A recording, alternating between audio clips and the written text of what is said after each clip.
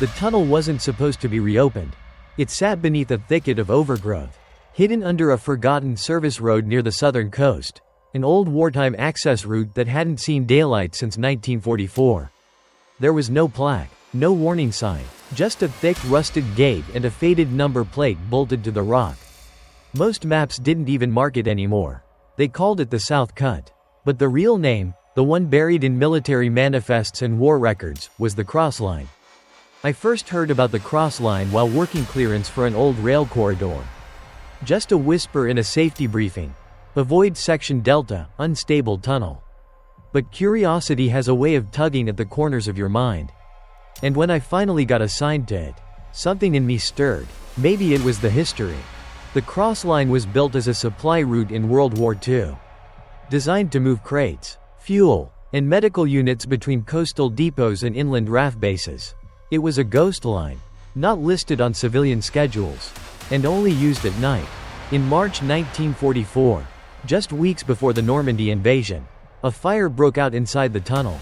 A supply train had stalled midway through when an airstrike hit the southern entrance. The explosion created a vacuum that pulled fire straight through the tunnel like a wind tunnel from hell. The reports were cold and clinical. Total loss. Immediate seal ordered. No recovery attempted. That was it. No body count. No follow-up. Just silence. And so the tunnel stayed sealed. For nearly 80 years. Places like that don't just get left behind. They get erased, on purpose. Sometimes, I wonder if it's because we can't face what really happened. Or maybe, we're just afraid of what might still be in there. Waiting. I've worked in my fair share of abandoned places. Collapsed mines in Derbyshire. A flooded ordnance plant near Coventry. Even a half-demolished Cold War bunker that still smelled like old paper and battery acid. But this tunnel felt different. Like stepping into a sealed memory that didn't want to be remembered. I've read accounts of other forgotten places like this. In Ohio, there's an entire street of houses buried under a highway interchange. No one knows who lived there. In Japan, there are tunnels under Mount Osor that locals say lead to the underworld. Where spirits whisper. We bury things underground because we don't want to look at them. We seal them in concrete because silence is easier than explanation. But here's the thing I've learned. What's buried doesn't always stay buried. And sometimes, when you reopen something that's been forgotten for too long, it doesn't recognize the world it wakes up to. That's what the Cross Line became for me.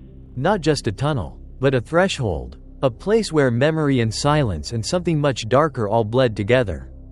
And it was into that silence that I stepped. Me, a man who hates small talk and prefers radio static over conversation. Alongside a guy named Dan, who didn't seem to fear anything at all. But the tunnel has its own way of introducing itself. And it started with something small. A sound, a shimmer, a scrap of cloth. And that's where our real story begins. It's strange how quickly a place can tell you you're not welcome. When Dan and I stepped into the tunnel that morning, it wasn't the darkness that got to me. It wasn't even the smell of rust and damp rock or the eerie silence that clung to the walls like fog. It was the feeling. You've probably felt it before, maybe standing in an old house where no one's lived in years. Or walking through a closed-down hospital wing. Or even just passing by a locked shed at dusk. That feeling like the air is watching you. Like the space around you remembers something you don't. That's not just superstition. There's a real psychological effect when humans enter abandoned spaces. Researchers call it liminal unease, a response our brains have when we're somewhere that sits between two states, once familiar, now forgotten, not quite alive, not quite dead. Abandoned places aren't just empty. They're paused, frozen in time, but not completely still. Our minds pick up on every detail, the disrepair, the absence of life, the unnatural quiet. It triggers something deep, an evolutionary reflex. In nature, silence is often a warning. Stillness means something is watching or waiting. Dan, of course, didn't seem to feel it. He chatted about UFC fights and featherweight belts like we were just on another job. And maybe we were. Maybe I was just letting my imagination chew on shadows.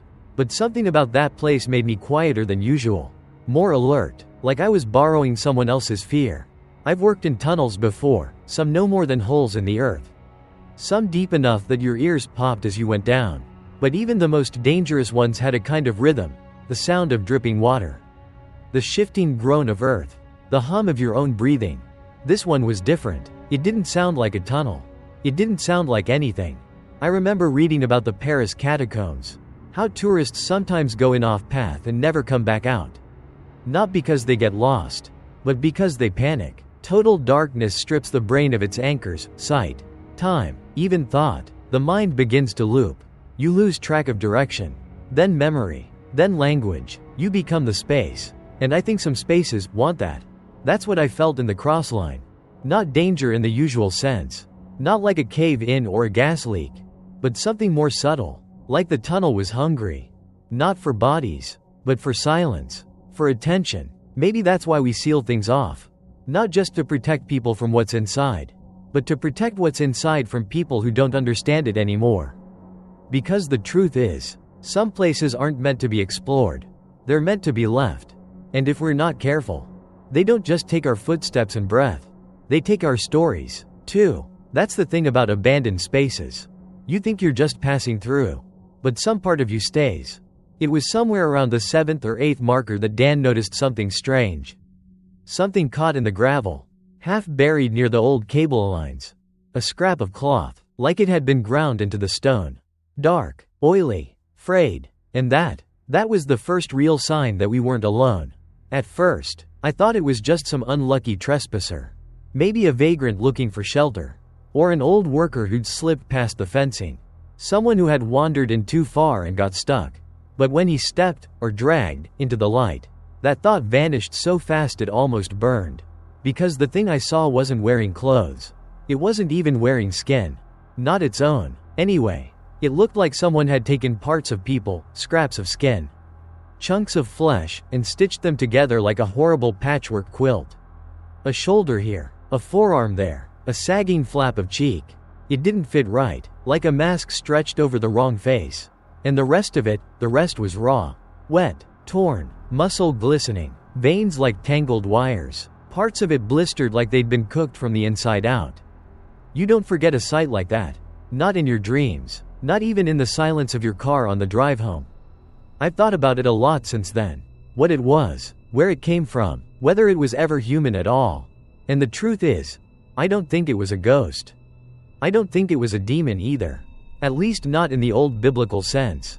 I think it was something else. Something born from war, and fire, and maybe even time itself. We always imagine monsters as something that wants to kill us. But what if some of them just want to be us? What if they don't know how?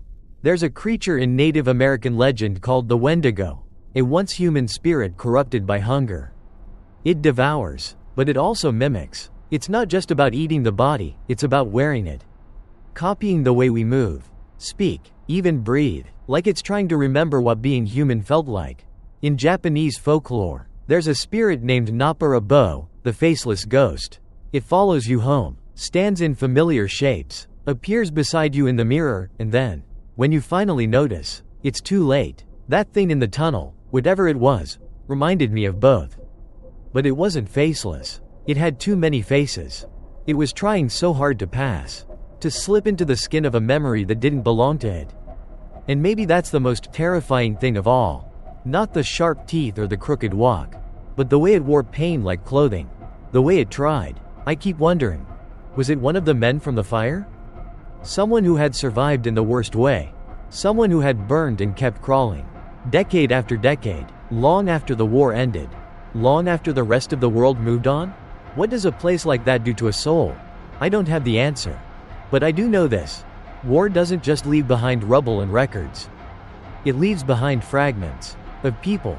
Of moments. Of grief. And sometimes those fragments get stitched together into something that shouldn't be. That thing never spoke. But if it could, I don't think it would have screamed. I think it would have begged.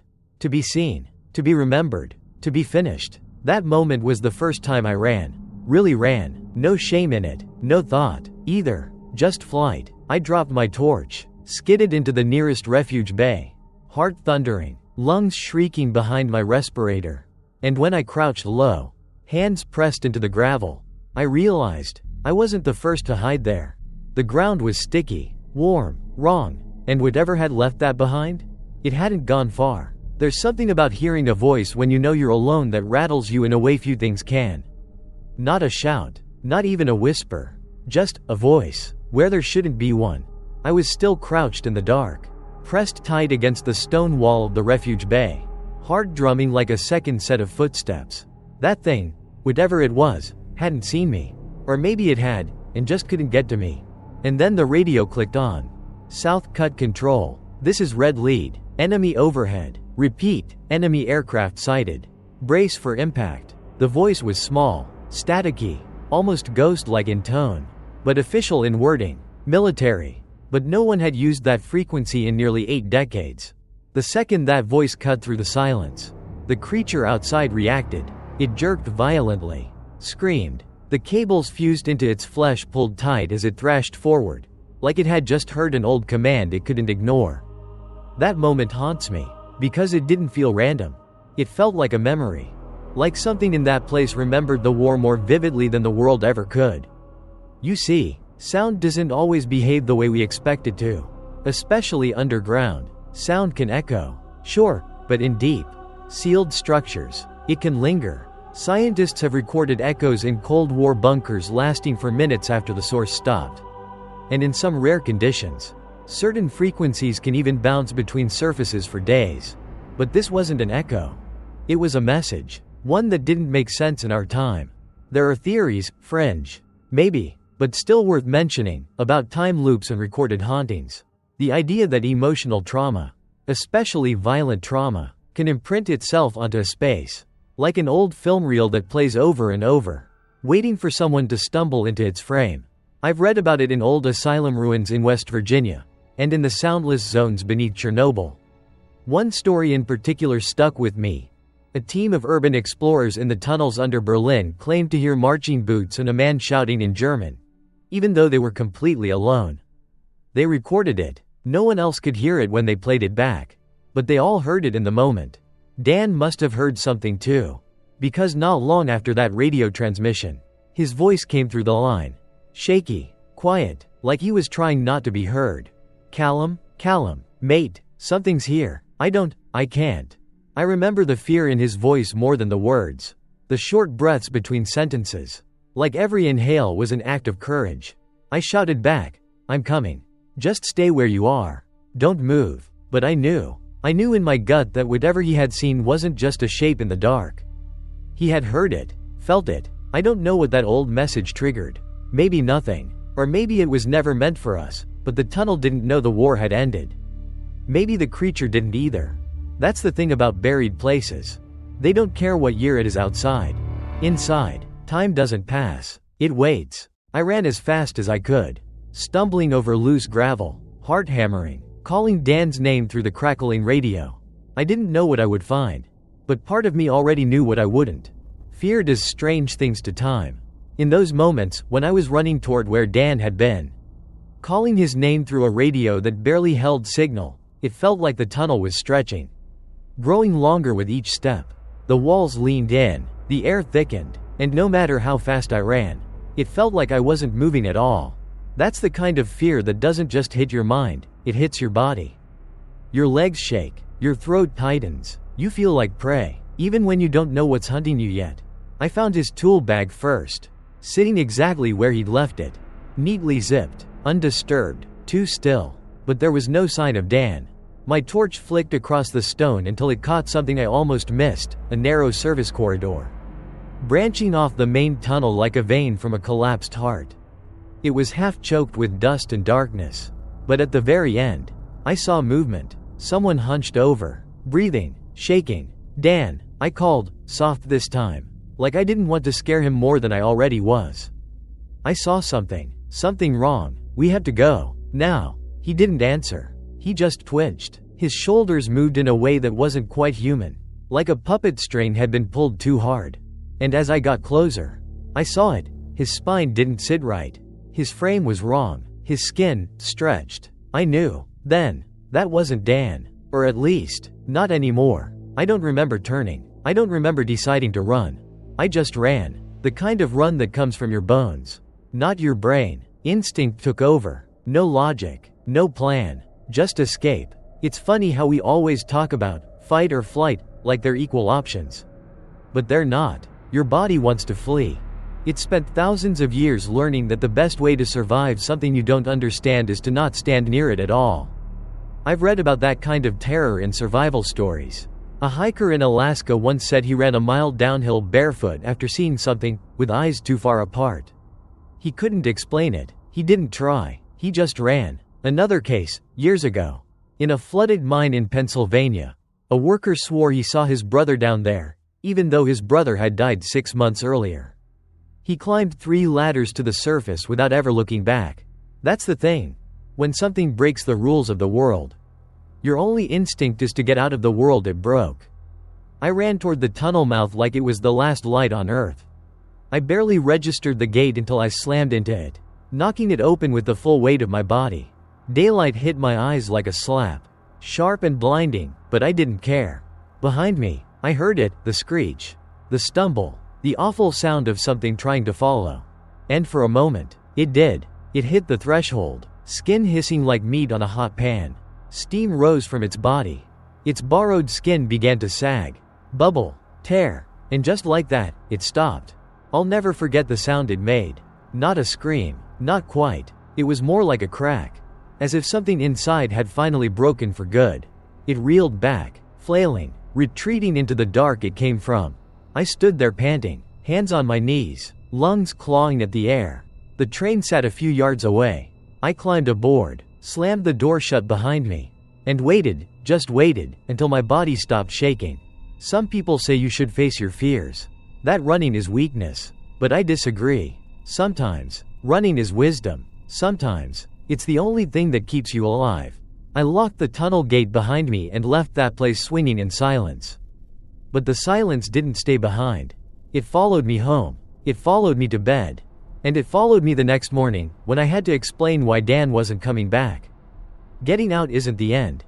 Sometimes, it's just the beginning of something heavier. I sat on the floor of that service train for what felt like hours. Hands shaking, mind replaying every frame. I couldn't stop picturing Dan's face, or what was left of it. His voice still echoed in my ear, even though the radio was dead silent now. I told the site leads there had been a collapse. Said Dan was buried beneath unstable debris, unreachable without risking more lives. They nodded, took notes, started drafting paperwork. But the truth wasn't something I could put into a report. That night, I couldn't sleep. I just lay on my back, staring at the ceiling, heart thudding like I was still running. I kept thinking, why me? Why did I make it out? And not him? Was there something I could have done differently? That's the thing about survival. We celebrate it like it's victory. But the quiet that follows is rarely triumphant. Psychologists call it survivor's guilt. It's common among war veterans, first responders, even disaster survivors. That lingering question, why am I still here? It clings to you like smoke, faint, invisible, choking you slowly. I'd read about a firefighter who saved 3 people from a burning apartment, but lost 1. Years later, he still visited the spot on the anniversary, still apologized to someone who wasn't there. He lived, but not all of him made it out of that building. I get that now. After hours of pacing the house, I turned the TV on, anything to drown out the silence. Just noise, static, something human, and I landed on a UFC rerun. It took a moment to recognize it. The match Dan had told me about. A featherweight bout. One guy came in underweight, took a beating, but came back with a spinning elbow in round 2. Dropped the other guy clean. Dan had called it an absolute belter. And he was right. It was beautiful. I didn't cry when I saw it. Not right away, but something inside me eased. Just a little. Because in that moment, Dan felt real again. Not a distorted shape in the dark. Not a memory melting into nightmare. Just a guy. Young, loud, full of bad jokes and fight stats. And for a minute, I remembered him as he really was. Not what he became. Here's what I've come to believe. Survival isn't about escaping the dark. It's about carrying the light of someone else through it. It's about remembering, even when it hurts. That's why I'm telling this story. Not for shock, not even for warning, but because I owe it to him. And to myself. The cross line is sealed again now. The lock is new, the entrance hidden, no one's gone in since. And I hope it stays that way. Because some places, some memories, aren't meant to be uncovered. But some stories are. And now you know ours.